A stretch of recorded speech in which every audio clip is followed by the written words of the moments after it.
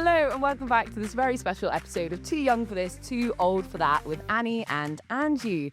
And today's episode is a really special one for me because we're joined by someone who has had a huge impact on my life, Laura Phelan. Now, Laura is a self-image specialist, speaker, transformational coach, writer, and she's featured on many podcasts. And she's based in Hove with her lovely dog, Belle. And she's worked with over 1,000 clients, ran a Harley Street clinic, and has worked with Sweaty Betty, NatWest Young Enterprises, as well as appearing on the BBC Channel 4, ITV, and LBC. Now, what makes Laura's work so powerful is that it comes from lived experience. And after struggling with anorexia from a young age, she transformed her life and started her own business at 22, and now helps others build confidence, overcome self-doubt, and develop what she calls a bulletproof mindset. So on a personal note, Laura has been my coach and what I would now call a really dear friend. And I genuinely don't think I'd be doing this podcast with Angie without her coaching over the years. So it's such a joy to have you on the podcast today, Laura. Thank you so much. Oh, thank you for having me. What an introduction. What an emotional journey it's been. But yeah, I'm really, really glad. Honored to be here as well. Oh, thank you so much. Welcome. Thank you for joining us. It's always weird to hear about yourself and someone else talking about you, right? Um, Now, what we love about Laura's work is that it's not just about success on paper, it's about building a strong sense of self, which can affect anyone at any age. And it really links closely with what we explore: curiosity, growth, learning across generations. So, before we start, Laura, I know it's rude to ask a lady's age, but can you tell us would you share with us how old you are? Yes, of course. I'm 33. So I'm definitely in that, I feel like, middle bracket for your podcast, actually. I relate to both of those. And what generation is that? Named generation? The Northern Millennial. I'm a 92 baby. Okay. 92. Yeah, amazing. Well, You're like a true millennial then. Yeah, I had a bit of childhood and teenagehood without phones. Like I remember what that was like, but then I also grew up where it became really prominent. As soon as I started my career, it was like boom, social media. So I really feel like I have both experiences. Okay, great. So right in the middle, as you say, of Gen X and Gen Z. Yeah. First question then, or second question, can you tell us a little bit about your journey from when you started to where you are today? Different Yeah, stages of definitely. life and work. Yeah, I mean, Annie spoke into that so beautifully, so thank you. And actually, I was creating a piece of content on this yesterday. It's you might have seen it at the moment. A lot of people are creating their, 2009 to 2000 and now 2016 to 2026. And for me, as you said, everything I've done and everything I continue to do has really been informed by my own journey, which I think for anyone in a sort of creative wellness business field tends to be the way. And, in spite of the fact that now I do a lot of confidence work with women and I help people build that really strong sense of self, whether that's in their business, whether that's on camera, whether that's just within their mind, that wasn't always my story. So as a teenager, between the ages of 13 to 17 for me was when it was really ripe for my eating disorder. I struggled with my body image, definitely my self image in terms of my identity, who I was. And it was through that journey, I said to a friend yesterday, actually, when you have therapy or coaching that young, you become a bit of an old soul. So by the time I was 19, a lot of my friends were just going out, had been traveling, whereas I'd done like 4 years of deep, intensive work on my mind, on my psychology. So by the time I was in my early 20s, I'd gone through that journey. I'd gone to uni. I'd found my way out of that eating disorder, which was a real struggle. If you know and you listen to the girls talk about these topics before, like it's not it's a very difficult thing to overcome. And so by the time I was in my early 20s, was in South America, that very cheesy pivotal moment. I was on a buggy in Peru, and I remember saying to myself, like, I actually feel free in myself, in my body, with food, with who I am, and I need to create something from this. Like it was literally a moment. So came back from my South American, half gap year a few months later, and went back into my Waitrose job to try and make up all the money I spent. And I remember thinking like there was just like this little fire, and that fire really came from knowing that, or I guess realizing that I did not think at one point I'd be able to overcome what I did. And so through doing that, I knew I had to share a message, my journey, my story. And so I started doing that with an eating disorder charity called Beat, who you may have heard of. And then alongside that, in my early days of business, I actually trained to be a boxing coach. So my initial entry into business was I did not do doing that. yeah, I don't know if I remember actually said that to you. It was like way back. So I was about 20, maybe 2021 at that point. Yeah. But what I quickly found was that all the clients that would come to me, because I used to work with Mind, the charity, I'd work with men that had schizophrenia, females with super low confidence, was that it was a great tool to be able to use. But actually, where I was most needed was the mind. I'd have clients come and we'd do about 10 minutes of boxing, and then they would sit on the mat and we would just talk. So that was when I started my training, initially as an eating disorder specialist, then as a therapeutic coach and a transformational coach. And through that journey, I've evolved through doing that work in eating disorders and body image. And I worked in Harley Street. I had a clinic for 2 years there. Evolved now into more overall self image work, working with women in business, entrepreneurs, women in leadership. Again, my evolution has really mirrored my clients' evolution. So, what I have seen a lot of women struggle with in their teens or early 20s, in their 30s, can become a unhealthy relationship to success and self doubt and imposter syndrome. So I guess what's brought me to this is a similar journey that I now take my clients through, that I've spoken on, as you said, on the news about, and through workshops and lots of one-to-ones. And I guess my mission has always been the same, like leave people better off than I found them, allow people to know that they can find freedom within themselves and their minds and their careers, and to just truly know that when you build that strong sense of self, no matter what life throws at you, because it will throw a lot at you all the time, you will be able to handle it based on the relationship you have with yourself, which, yeah, kind of brings me to today and the work I'm now doing and the transformation I've had personally and professionally. Fabulous. Yeah. Absolutely love that. We've talked about a lot of those topics, haven't we, in the last episodes, about sort of bolstering yourself, because at the end of the day, that's the only thing you can change, right? Really. Totally. Yeah. Annie. I think what particularly strikes me about that is, the old head on young shoulders as Mhm. well, because, like having achieved kind of all that and have your kind of own clinic and gone through all of this. And then what, you were like 22 when you started in Harley Street, right? Uh, Yeah, it's quite that, wild. yeah, that's wild. I suppose, like, for my next question, what I'd love to know is, like, when you were in your early 20s, having gone through so much life experience, what do you think, like, success looked like? Like, if you were, when you were sat in Harley Street, for example, you're like, oh my gosh, this is it. Or were you like, actually, there's still more. This isn't quite like Mm. it for me. Because I know you've gone on a huge journey with that. I have, and this is such a good question. And I was up early this morning because it's sunny outside at the beach because I live near, and I was walking home and I was thinking about this podcast, and it's such an interesting question for me because in some ways I feel like my 30s have been more of what my 20s should have looked like, or they, really do look like, where there's been more time for exploration and play and travel. Whereas in my 20s, I was just career focused. Like you said, at that, I think I did at that age of 22, 23, when I was, being driven to go on the news and between Harley Street visits, being featured in magazines, all of those sorts of things.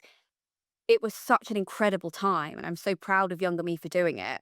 And at that point, I really did think that was the pinnacle of success. And all I really strove for at that point was just more, more, more success, clients featured. And I wanted to have more impact. And I think the thing is, I've always been driven by that. But what I would now say 10 years on, my definition of success is so different. Yeah. And I think perhaps sometimes I call it the Gatsby effect, in the book where he kind of reaches that pinnacle and then nothing from there almost feels good enough or exciting enough. And I think coming into my 30s, I came out of a long-term relationship. I moved to Brighton from London where I had built my career, and I really stripped back a lot. And while now the work I do again is still much driven by impact and I still have that passion, my passion is much more grounded. It doesn't determine me having to be doing big, huge, incredible things all the time in my career to find a sense of worth and success. And so actually the journey has been different. And what most people, I guess, might come into their 30s achieving, I feel like 22, 23-year-old me was doing. And now success for me does look like those things. And it looks like being able to have a matcha on the beach with my dog in the morning, Yeah. not look at my phone, and have a regulated nervous system. And so I think that journey has been really interesting because it's changed significantly. And I don't desire as much as what I did in my early 20s as I do now. My business has matured, my mind's matured. And I think that is part of the evolution. You start to realize that the things that are based on metrics are amazing and they are great milestones, but how you feel again at the end of the day within yourself and your mind, for me, is the biggest success you could ever achieve if you can find peace there. Yeah. I love that as well. The idea is that your 30s was almost more what your 20s should have been, because it's almost like rewriting those expectations.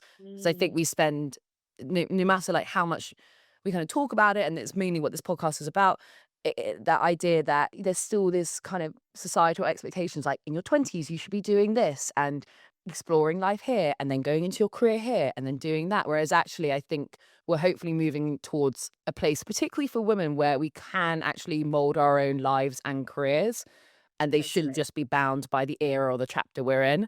And you can Yeah. also, you can have a career, but you can also personal fulfillment. They go hand in hand. Yeah. No, I love that. We can try. And Yeah. can try. And then it's, I think, understanding that, as you said, you can see little you or the smaller you, and what she needed in your 20s was different. And what Mm, she needs now, what you need now in your 30s is different. And this, totally. again, this sort of generational thing that it's not fixed. And so, it doesn't have to be anything. But it's knowing the self and knowing what you are and what's working and what's not that is a great, way to start. So, question. So I know that you and Annie have known each other for a long time. Yeah. Which generations are you most in contact with in your work? So interestingly, I really feel like my clients have evolved with me. So I've got two clients, Annie being one of them, and another girl I work with, who I've had for 8 years. So she's been with me from the beginning of my journey. And so I've got a couple of clients that have really come with me on the journey of more of that millennial late teens, right up into their mid 20s. But I do also work with women, I would say, more in the brackets between 30 and 40 as well. So it's both eras. And I find I've either, as I said, had the client that's come on the journey with me, or I've had a woman later in her career or journey at some point that's realized something's missing or something doesn't feel good within myself. Like I've been on the career ladder and I still don't feel fulfilled, or I'm really burnt out, or Yep. the fact that I can't feel comfortable enough in my own skin and my mind really impacts my life with my family. So I'd say majority are now more in the kind of 30 to 40s era, or like my millennial, I guess, if you think of it that way. But I have a few clients that have started, as I said, from late teens, early 20s that have come with me. So there's And two main groups there. yeah. And how does it feel like to work with people that are older than you? Interestingly, when I was younger, as in like when I started, and I remember when I was in Harley Street, I had a ton of clients. Like that was my main body of work. I remember at one point having a client who, at the time I was about 24, and I think she was in her 60s and she was really struggling. And I remember feeling, I don't know if the word is intimidated by it. I think I knew that I felt like I bared a huge responsibility. And I remember at Yeah. that age thinking, I've done all this training, I feel really qualified, but it did feel like a big thing at that point to kind of hold someone who had been through so much life, Yep. because at that point I hadn't. I would say now I feel a lot more comfortable with it, in terms of, because I do relate to more of being an old soul. A lot of my best friends are mothers. I'm not a mother yet, but I understand their life and their needs and their desires. I'm also done a lot of work in my 30s around my hormones. I'm very aware of things like perimenopause, which also affect some of my older clients. So I actually really enjoy it. And I would say working with women, I love working with women at the start of their journeys and kind of being part of the journey like I have with Annie. But there's also something really beautiful about a woman later in life realizing she deserves more and wanting to put that time into herself, that's also very, very rewarding. And I feel very honored to be a part of. Yeah. Great. I love that. We were literally talking just before this podcast about, when you're in work, or when you work with people who are older than you, even if you are the person giving the advice, or the Yeah. person maybe in the higher position, can there be an intimidating aspect when it comes to age? So I think you've answered that, in a great way. And also really interesting that that lady who was 60 still chose to seek help from a 24-year-old. Mm. I think there's something so interesting in that. Like maybe she wanted like the perspective of someone who, hadn't experienced life, or like from a fresh start. Yeah, totally. Yeah, it is really, when I think back, I'm like, wow, because it feels like such a jump. But I guess it's also, your ability to see people and understand them, I do think is just more down to like your personal experience and how you see the world rather than through like an age perspective to an extent. Totally. Totally. And on a personal note, do you have any intergenerational friends? Do you have an Angie? Do you have someone who's younger or older or like outside of work entirely? Like, if you don't, it's grand.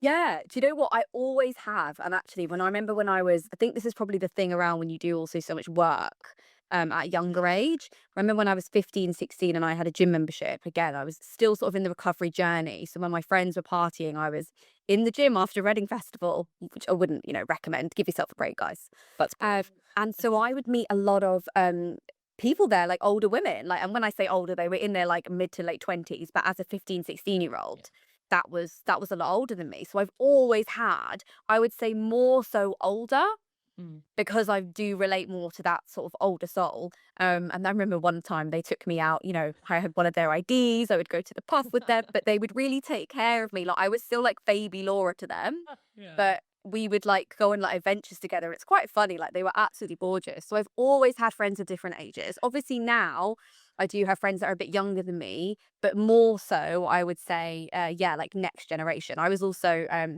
I'm like the oldest out of all my siblings. I've got one brother who's 6 because my mum had a later in life child and the other's 19. So I've always, I think, been more of that like older soul with adults. Those are the conversations that I sort of grew up around. So yeah. Yeah. Great. Totally. So you're a millennial, so different to us. What do you think is the one thing that your generation has had to learn the hard way? Annie's generation, they've come through COVID. Sorry, Annie, I was going to speak. Don't want to speak for you, but you guys, No, it's true. COVID, all of the social media, been there since day one. My generation, we having to learn how to cope with all of you lot in the marketplace, and a world where there's more sort of evening out of the generations and that hierarchy, I think, and the world changing very quickly. What do you think the millennials, or what for you has been the biggest lesson? Yeah. Do you know what? I think it's similar to what I mentioned earlier around there's something very interesting about coming through a generation where we started without phones and without socials. And, we had a lot of us had bricks till our very, very late teens, early 20s, which, now my brother, who is 6 years old, knows how to use an iPhone. So there's a difference in that we grew up with that, like, almost vulnerableness, like not vulnerable but naive nostalgia of the world before social media. So I have that memory, we have that memory, and I almost think that's why in my 30s I'm coming back to much more of simplicity, because I remember that feeling and like I know what it's like. And then to have come up in a time where we also were in the boom of everything, the boom of influencer culture, the boom of the coaching industry, like self-employment. So we've almost lived both. And I would say that for me, for sure, and a lot of my peers, there's a little bit of a pendulum swing between, well, where do we quite fit? We remember those days. We remember that nostalgia of not having all these high-tech apps and the hilarious filters from 2016 where we didn't have like camera mode to record things. And there's that nostalgia of simpler times, of something that was less invasive in terms of our minds being consumed with media all the time. But we've also, essentially grown up in our later sort of early 20s, late teens, where we've had to accustom to it. So I'd say one of the biggest struggles has been that. It's almost like we've gone through 2 cultural shifts and movements. We have the awareness of the 90s and the places where faces weren't all frozen, and we remember expression in films, to now still being at that age where we're now aging in a way that others might assume we should start reversing the process, where every Hollywood actress looks the exact same. So it's almost like this inner conflict, I guess, for a lot of people of like, which am I going to go? Like, which way am I going to go?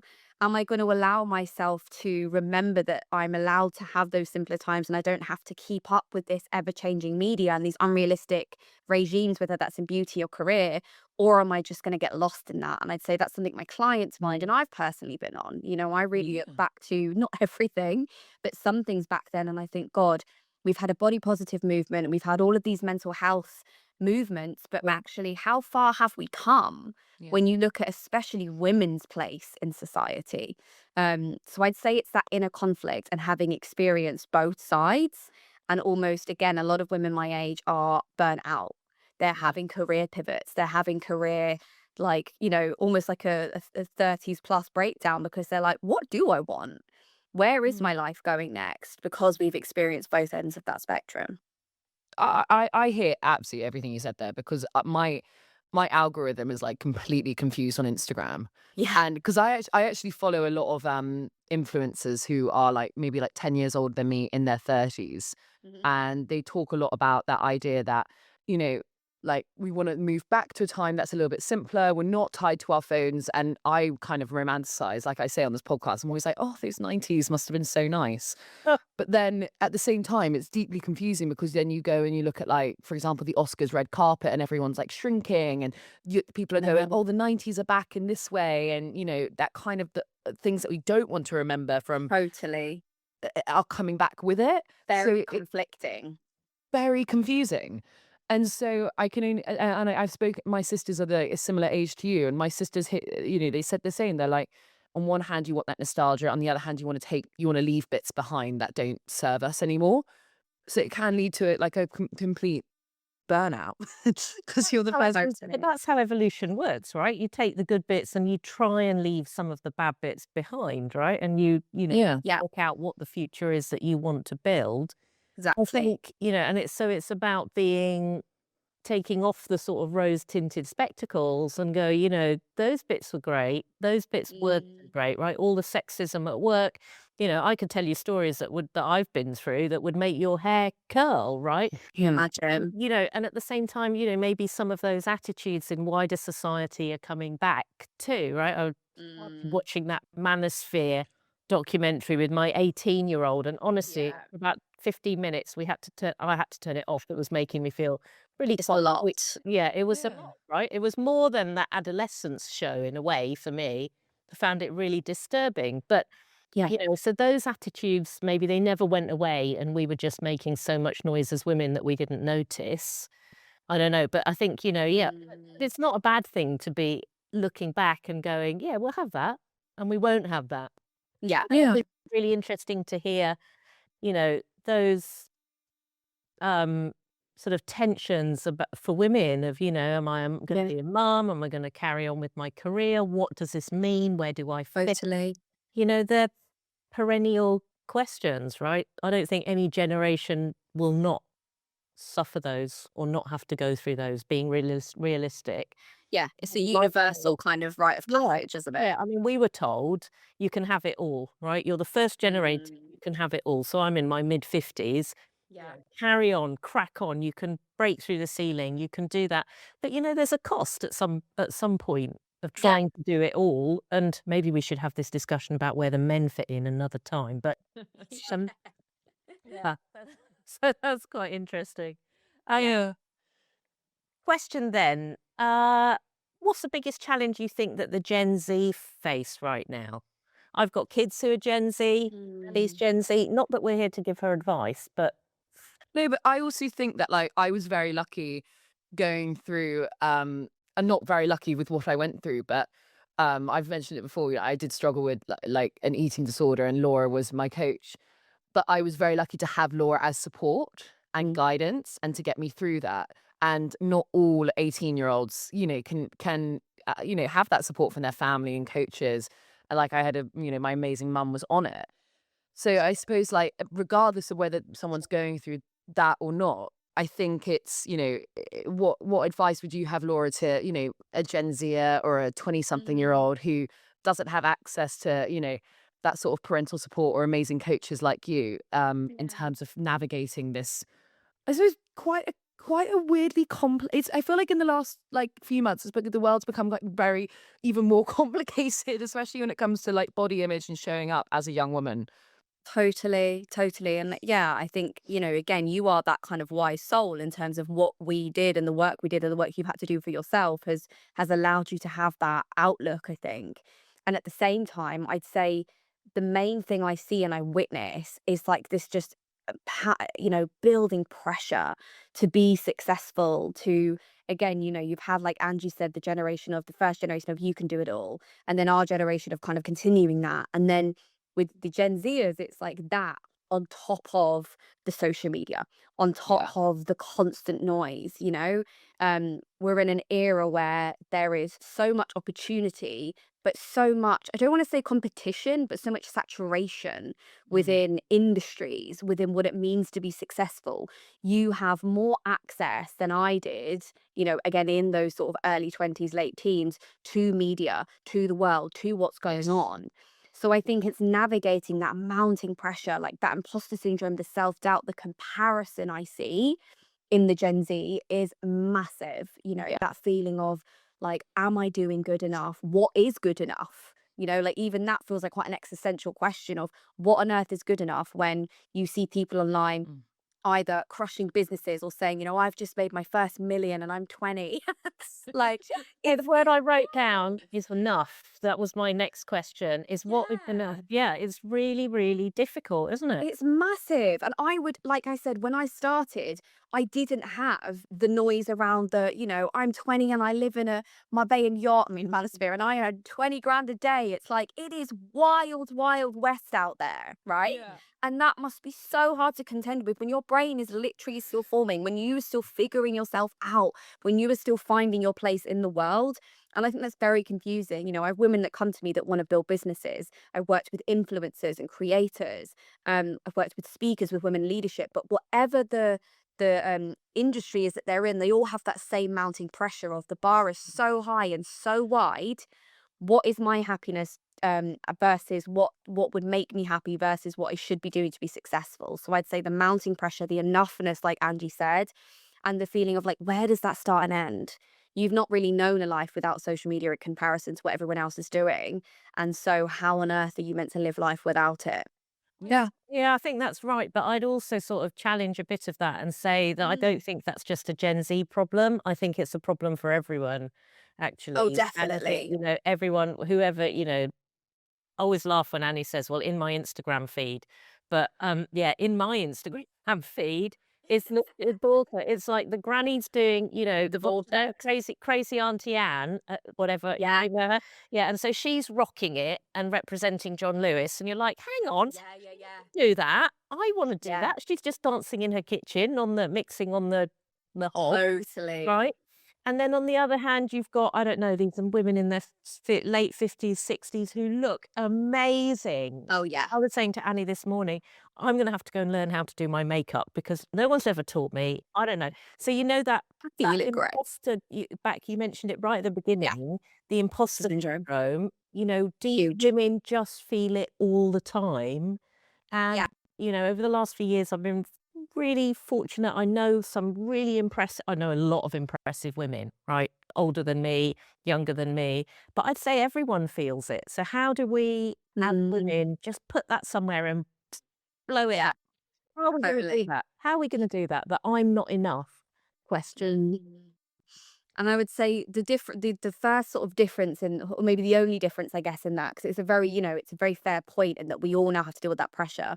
And I guess back to my earlier point, the difference is we were able to once live without that pressure online, as in we had a bit of time where that wasn't our everyday. Like we had magazines, we had other things. Whereas now, like you said, whether you're 15, 20 or 60, it is all consuming.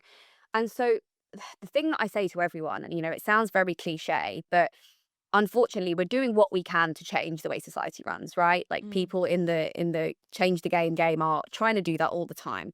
But the thing that you can control the most, and the reason again I do this work, is your inner world, is how you see it. So one of the things I say to people, which is seems very basic but is very challenging in a very switched on world, is you have to find your boundaries with what you are letting yourself consume. That I know is easier said than done. But if that means you've got to get a brick or these certain apps that mean that you actually physically come offline more, if you are someone that finds you are pulled in, you've got to find those boundaries. Where I spend a ton of my time online for work, whether that's researching for clients, for brands, across the different pieces of work I do, I'm also someone that is very strict that in the first 20, 30 minutes of my day, I am not on my phone. My head is out the window. I'm setting my circadian rhythm up. I have those orange blue light glasses in the evening.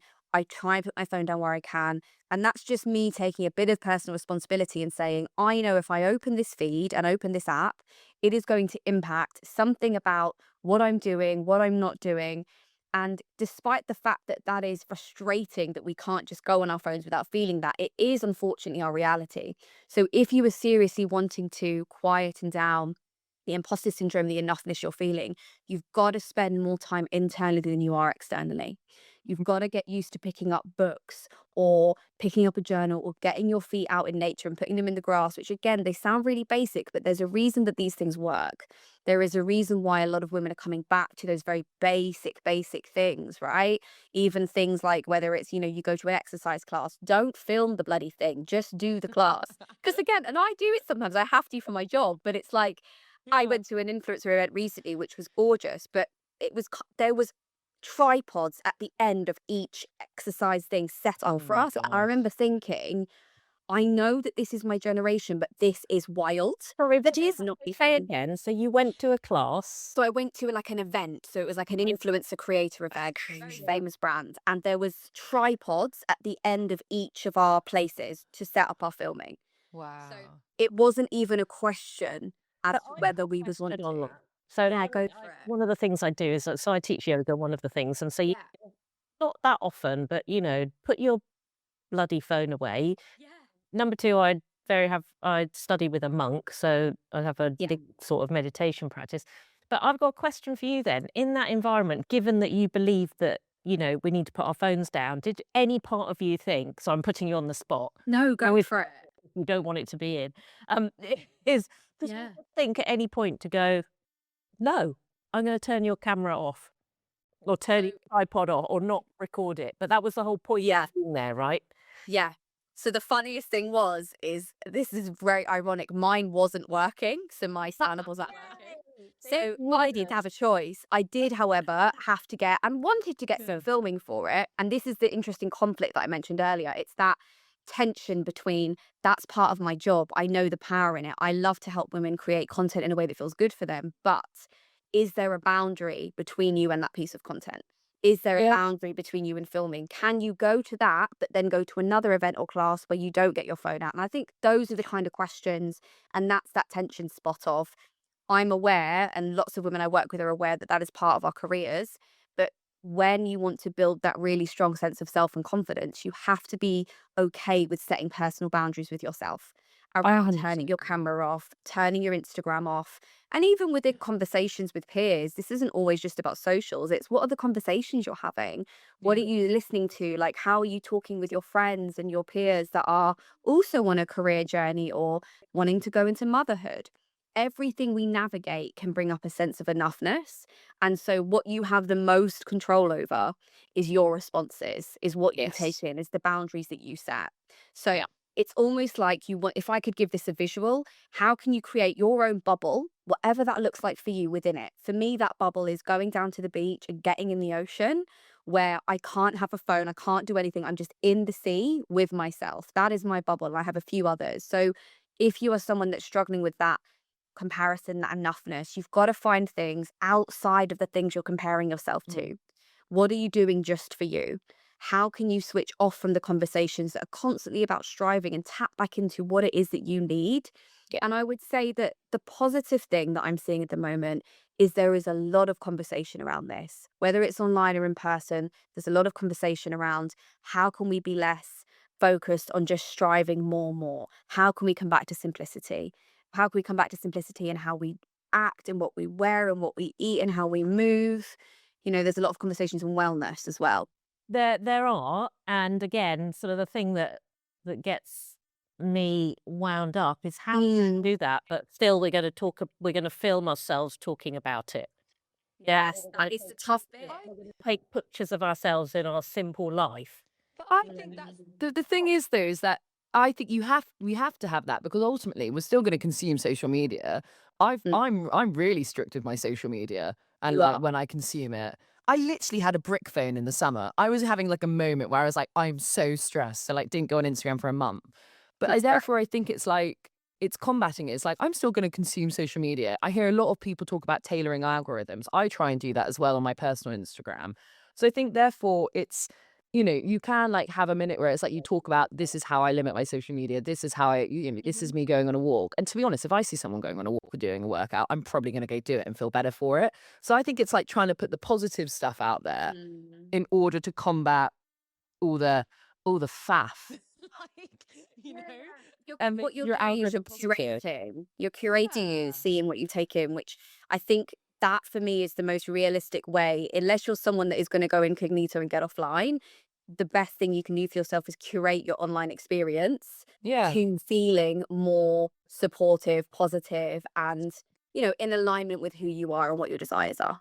Totally. And I think also like a lot of people, especially when you're in creative jobs, you don't really have like in the creative world, you don't have that like privilege to be like, I'm just not going to be online. Like I had one friend say to me, they were like, oh, I've just deleted Instagram, I'm not on it. And I'm like, well, you don't need it. You Yeah. don't need it for your field of work. Whereas like sometimes like I don't want to go on Instagram or TikTok today, It's part but of your job. it's a part of my job. Yeah, So therefore I sure. have to create a healthy boundary with it. Whereas with some friends in corporate jobs and their LinkedIn looks rubbish and like they don't need like I feel like they haven't like they know it, and I'm not being a twit. They know it, but like because it doesn't matter because that doesn't as long as they're good in that doesn't apply to them at all. So I think like with what you're saying, it is about like creating a bubble and going, okay, especially if you're creative or self-employed, this is something I have to work with, so may as well make it a really healthy relationship. Yeah. Which is so many things in this world, right? It's figuring out it's figuring out where your anchor is within all of the noise and all of the storm that feels like it's around you, I would say. Totally. Totally. I've got a question. What's the one thing, so you're a coach and you work with women, what's the one thing that you'd give my generation as advice? Am I as old as you? Am I the same age as your mum, for example? Yeah, my mum is 56. Yeah, so I'm going to be 54. Oh, Okay. the advice is just do more for you and be more selfish. That would be, if I think about my mum and women I know there, and like my mum, like God bless her heart, and like I've got a little brother who's 6 who is as wild as me. He's got ADHD. He's great. He is like a live wire. God I bless this child. cannot imagine having a 6-year-old of my own. Right? Like she's a hero. She's the hero. Laura's mum. Isn't it? I'm going to send this to her. Yeah, honestly, I would say it's be more selfish and give back to you, because I know she definitely grew up in a way where selflessness was not taught. Or selfishness rather wasn't taught, right? We didn't have the conversations that we have now around take a minute, have a cup of tea. It was raise the children, do this, do that. And it's an awful lot. Like that generation, your generation has really That run a generation. lot. It has though. Generation, Angie. You have had to deal with a lot, I would say. From my experience, I said, of my mum and lots of women that I know and friends that I've had, it would be to give back more to yourself if you can, and like reclaim that, because my mum personally does not know how to sit down. What do you think the challenge is to that for us? I would say, I mean, I can only speak from the experience of, like I said, with my mum and other women, that you weren't taught it, that it wasn't second nature to sit down, to take a break, to give back to yourself. That wasn't as, I guess, encouraged as I would say, therapy, mental health coaching, that type of thing. Those conversations did not exist in the same way. I'd say even motherhood as a topic nowadays is so much more truthful as to challenges, as to what people navigate. And that was not conversations or just environments that were created as much as it is now. So, learning to have to really just take that on the chin, as opposed to being like, how does that actually feel for me? But I don't know, if I'd love to know from you, like, does that match your experience, or what would that be for you? Well, I suspect our mums were, they were navigating even tougher times, right? So we learned from them this need to be, dutiful's the wrong word, but there was a sort of quite a conformed role for what motherhood and wifelyhood wifing look like, right? So you sort of, you follow those examples. And because we didn't have all this access to the outside world, so you only Yeah. really saw your mum and then your aunties or the people that you knew. You never really knew what was out there. Yeah. And I think their sense was always to duty. Or Yeah. maybe even they didn't think of it as duty. It was just what you did. Yeah, duty. You got up in Totally. you did that. So I think we've got that. And so we've got that work ethic. Yeah. No one ever talked to us about taking time for ourselves. No. But maybe more so, right? I'm 53, not 83. So, we've done our spa breaks and all that sort of stuff. Yeah. I think for me, and I think arguably it's gone a bit the other way, right? So I think that the looking at yourself sometimes feels like it's become very self-indulgent, if I'm being honest. But I speak as someone who does this work, who, I've had a therapist, I've got a therapist, but, we need to pull back from the examining every little minutiae of your life. Mhm. In that constant introspection, also, there's a danger there, right? So there's a danger at one side, there's a danger. Yeah, I hear that. Identifying with everything and every feeling and everything you experience. I What does that mean? I don't know. And that also, it just comes into that overload. I think in terms of looking after myself, it's something I struggle with. It just feels self-indulgent. It feels self-indulgent. But where have I got to, as someone who feels a duty for a lot of things, is that if I don't do it, I can't do the other things that are really important to me. And it just Exactly. so I think it's about, you would know this as a coach. What is the anchor that brings you to do that thing? You can't do it because someone tells you. You have to work out why Totally. you need to do it. Mhm. Yeah, it's That makes total sense. it's really hard. It doesn't feel right to sit down. Why would you sit down or just go for a walk if they're just Oh, yeah. that need doing? Why? I find that so interesting because I know I'm not a mother or anything like and I'm 24, but I would always think it's like the life vest theory where you have to put your own on first before you can help other people. So I'd be like, Totally. Like on the plane. yeah. So I'd be like, of course, Angie, you should go for a walk and like, it's not selfish at all. But I think that also like Laura, you were saying with your mum and like my mum would be the same. It's like, yeah, but like I need to like, Life vests are for wimps. That's what these really will believe inside, right? Will believe So yeah, mum's like, I'll just drown. I'll just drown.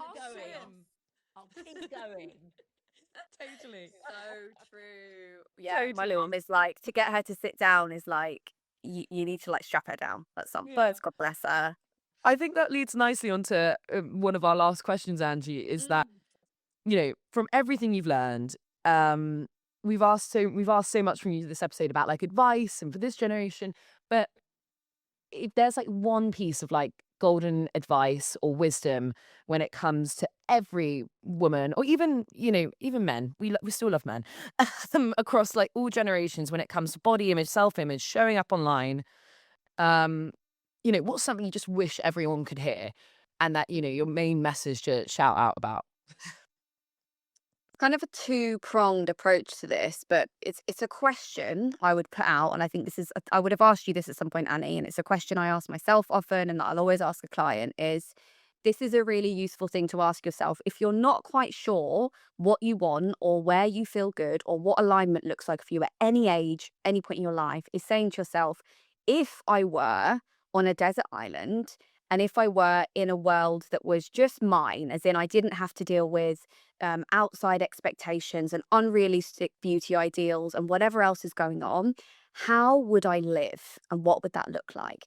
And whilst that isn't realistic, as in unless you're gonna be able to do that, what it allows you to then do is figure out, where am I completely in alignment and out of alignment? So for example, that could be, oh, I'd spend way more time outside, or I would do a career where I was active, or I would not drink alcohol again. Whatever the questions or answers are, because likely you will find at least 3 to 5 things that you can do that will bring you more peace, that you can do that will make you feel better, right?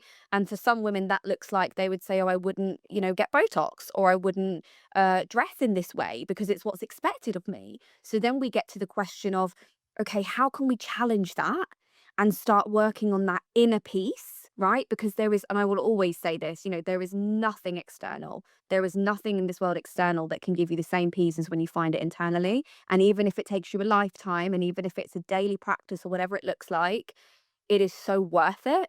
So figure out what that is first. Figure out what that like deep truth within you is, what your anchor point is, what feels good for you without all the noise, without all the expectations and pressure. And ask, how can I align my life and the things in it as close to that as possible, given my circumstances, right? Given my circumstances, what could that look like? And that will bring you at least 10 to 20 more % peace in your life than you already have, because it will be coming from a place of truth. And that is so unique to everyone that's the great thing. There's nothing universal about that. It's simply down to you and what lights you up. And I think that's the journey I've been on in my 30s that has really allowed me to redefine my relationship to success and find a lot more peace in myself, even more so than that initial recovery journey. 100%. Yeah, I think it would be that. I think that's amazing. Really like that. And what I'm struck by, and maybe when you listen back to it, is how that really, for me, correlates with and cuts into a sort of near religiosity. So at some point, we should talk about it more. But, actually, are we talking to that as someone I spend a lot of time, thinking about, well, being religious and whatever. Yeah. But, actually, is your soul or your spirit. That's the next. So there a name for that. And what does that? Totally. Yeah. 100%. See what you do next, what your look like. So, if you've listened to the podcast, you'll know that we're going to ask you, what in the last week or so, what was your too young for this, too old for that moment? Anything that made you feel too old or too young, Laura? Too young. It could be anything, as frivolous as possible. Yeah, or I think profound. it's not profound. I think it is like when I do a lot of work within social media as part of my job, right? Yeah. I've also, and I've kind of, this is a practice I've made part of my life. Something I really try and reject as much as I can is celebrity culture. So even though I'm up to date with a lot, I like to keep up to date with what's going on in the news and the world, and in terms of even trends and things like that, because it's relevant to my clients. I also would not know what Beyonce or X person is doing. So my friends will always share things in the group, and I'm always like, I still don't know what you're talking about. And they're like, how do you not know this? You're on the internet, you're there all day. And I'm like, I still don't know. I choose not to know. I'm happy there. Don't need it. That is one of my most silly things, but I actually find it brings me a lot more peace. That's so fair. And that's so also just how I use tech, like some of the most advanced things. And then you'll give me like how to sign into something, and I'm like, I don't know my password, which I just feel like is very like. I didn't expect that from you. No, I don't. I always forget my passwords. My poor VA is constantly resetting my password. That's me as well, every single time. Every time. And I hate passwords. You've got like the techiest setup. Like you posted the other day about your TV presenting and your TikTok I presenting. have a studio behind me. Like you guys can see, like I've got lights, I've got everything. my But God. Craig does that. My partner does that. I don't do that. We like Craig. Craig's great. That's my good moment. Like I could, walk the talk of all the tech, but I'm not setting up. I love that. Oh, Laura, thank you so much for coming on. Like I said at the start of the podcast, this has been a really, really special full circle conversation to have. And I think you've just brought so much wisdom and advice that I hope our listeners can take hold of and cherish. So a reminder that you're allowed to grow and redefine success at any age. Thank you so much for coming on. It's been great to meet you. And he's been telling me all about you for the last 9 months. So it's really nice to meet you. So Likewise. where can people find you? All the socials that we have kind of shot down on this podcast, I am on Instagram, on LinkedIn. Feel free to send me a message. You can also send me an email, but come and connect on LinkedIn or Instagram. That's where I hang out. I'm sure the girls will put it in the notes. This is Laura Phelan. Love to hear like where you're at, what's going on for you. If anything's been helpful, just come and drop me a message there. And you've got lots of my dog will be featured on there, which is, I always think, a nice thing to say. Amazing. I love Belle, the dog. Yeah. You can watch. Well, thank you for having me. It's been amazing. So thank you so much. It's been too young for this, too old for that. We'd love to hear what you thought about the show. You can drop us a message wherever you're listening, or on our website, or on the socials again. We'll see you next time. Thanks. Have a great day. Bye, Kangaroos. Bye. Bye. So, just a little addendum after recording the episode with the wonderful Laura Phelan. And I think what really strikes me, and it strikes me again and again, Annie, so it's worth mentioning, is that yes, this is about different generations, but I think the themes that keep coming up is that we all suffer from the same things. We are all going through the same things.